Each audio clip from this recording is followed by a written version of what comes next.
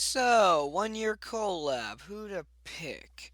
Well, Cliff, he's British. Josh, he's busy. Dylan and Unova, who knows?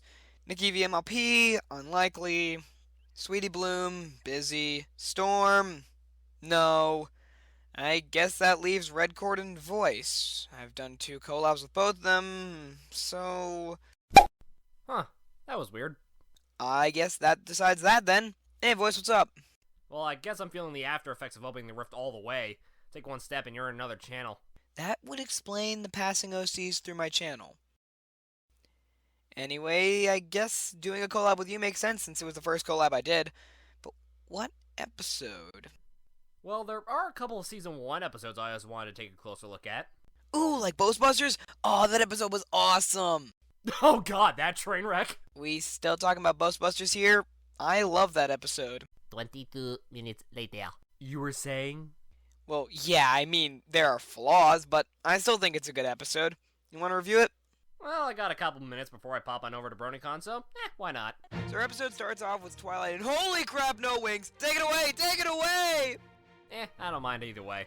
But you do mind that Twilight only knows 25 spells, right? Oh, come on! Sunset Shimmer was creating Miracle Grow when she was her age, and we haven't gotten past mustaches and levitation? Celestia, you are the worst teacher since... I don't have a reference for this. Who was it? Miss Fowl! Okay, yeah, let's go with that reference. Anyways, after the intro, we cut to Spike praising Twilight for her oh so many talents as a unicorn, as she has learned more spells than any normal unicorn would learn. Once again, let's remember that she only knows 25. Oh no, I just remembered. It's this scene. Wait, what scene? What are you talking about? They're coming. What? Who? Hit the deck! Oh, those two. I don't mind that much. Don't mind them? They're the central cause of the episode. But it is established early on that they're bumbling idiots, so their actions coupled with the fact that they're colts makes it almost justified. Granted, it's stupid and completely crazy, but it makes sense. Whatever, let's just move on to the show.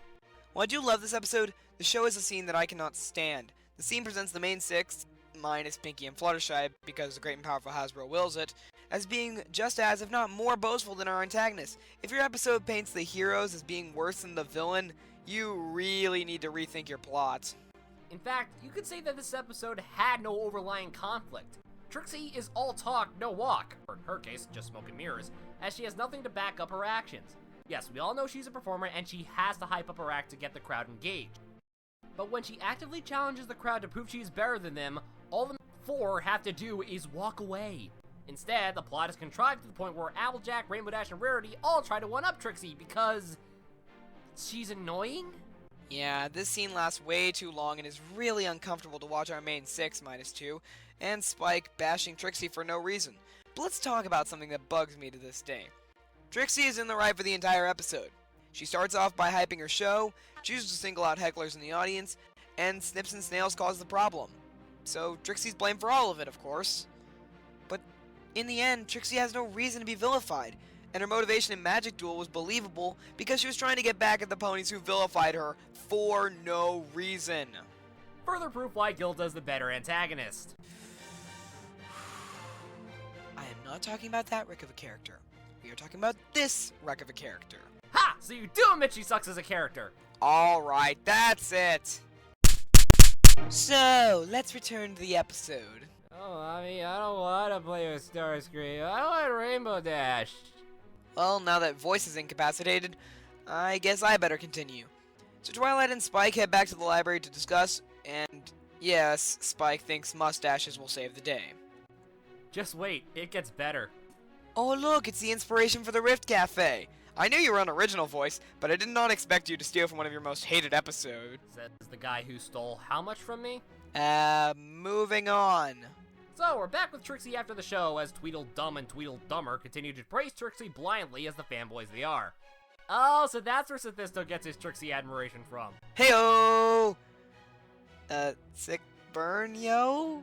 Spike tells the two that he won't believe Trixie unless she defeats an Ursa herself. Why is it they call it a flea market when they don't really sell fleas? Okay, points for a funny line. So Bud and Doyle go into the Everfree Forest and obviously get eaten because this is the forest in which no ponies ever returned. The end! That's all, folks. No, just kidding. But it would have made for a much better ending. Better than the one we ended up with. In any case, they end up finding the Ursa and set it loose on Ponyville just to see Trixie vanquish it. Wow, I think even the South Park kids would call that a little extreme for their tastes. Anyway, Trixie uses the snake charming spell on the Ursa, but Fred and Barney still don't realize that Trixie's a fake. Spike runs after Twilight and she uses one of her 25 spells to lift up the Ursa and the water Holy crap, this is awesome! And then we get the 2 minutes of the episode crashing into the train station. It's bad, but it could be a worse ending. Anyone remember Rainbow Falls? Trixie's just a loudmouth. Hi Pot, I'm Kettle, you're black. Just because you call Trixie a boaster doesn't excuse your behavior at the beginning. I don't care. But I do have a problem with the next moment. You know what I'm talking about. Oh yes, the thing that makes destruction of property and endangering lives of citizens is totally justified! The punishment that fits oh so perfectly. Of course, we're talking about the mustaches! And that pretty much concludes Boastbusters. The moral's what was pretty much established from earlier. Don't be afraid to display your talents in front of your friends unless your name is Trixie. Then you have the right to heckle. This episode sucked. Now, voice. I think this episode still holds up just fine. While I make jokes about it, this episode still has some legitimately funny moments, okay dialogue, and a nice new character. However, some may think I'd be biased because this was the episode that made me a brony. But it does have a lot of flaws. The characters are all a-holes and hypocrites, and Trixie is villainized to the extreme. But all in all, I still have to say, this episode's just fine. Yeah, this episode almost killed me liking the show. Ha! Irony! Unlike you, episodes 3 through 5 show me the show had potential, but it wasn't quite there. Boastbusters felt like a step back from those episodes. The episode had no overlying conflict, the characters we're supposed to be rooting for are more despicable than the actual antagonists, the animation and music were nice, comedy mostly falls flat, and the moral feels contradictory given the actions of the side characters towards Trixie. Yeah, this is the Dragon Quest of Season 1 for me. What did you say about Dragon Quest? Oh look, there's my train. See ya, BronyCon! You get back here so I can go death in the family on your flank!